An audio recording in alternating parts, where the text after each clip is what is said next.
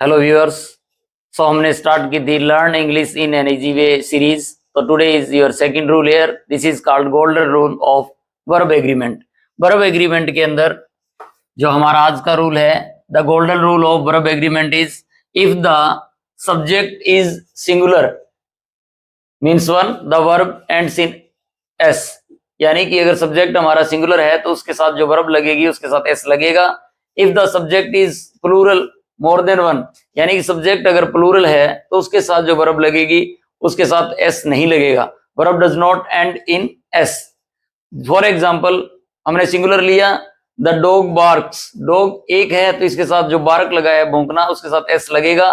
The boy singular है, boy one है, then reads a book, यानी कि यहाँ सिंगुलर है तो यहाँ एस लगेगा, सिंगुलर है तो एस लगेगा। वहीं अगर प्लूरल में हम एग्जांपल लेते हैं, द डॉग्स बार्क, तो यहाँ एस इसके साथ लग गया तो यहाँ बार्क के साथ नहीं लगेगा जो ऊपर लगा था। और द बॉयज रीड, यहाँ बॉय था ऊपर तो यहाँ रीड के साथ एस लग गया था, और यहाँ बॉयज है तो रीड के साथ एस नहीं लगा, बॉयज रीड बुक। अभी इसमें अगर सिंपल भाषा में समझे तो सब्जेक्ट के साथ अगर एस लगा है तो वर्ब के साथ एस नहीं लगेगा, और अगर सब्जेक्ट के साथ एस नहीं लगा है तो वर्ब के साथ एस लगेगा। यानी कि अगर सब्जेक्ट के साथ एस है तो वर्ब के साथ हमें एस नहीं लगाना, और सब्जेक्ट के साथ एस नहीं है तो वर्ब के साथ एस लगाना। इसके अंदर ये एक्सेप्शन है हमारे पास, आई एंड यू।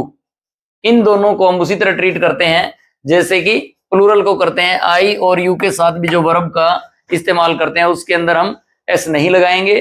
जैसे I read, you read, they read, we read.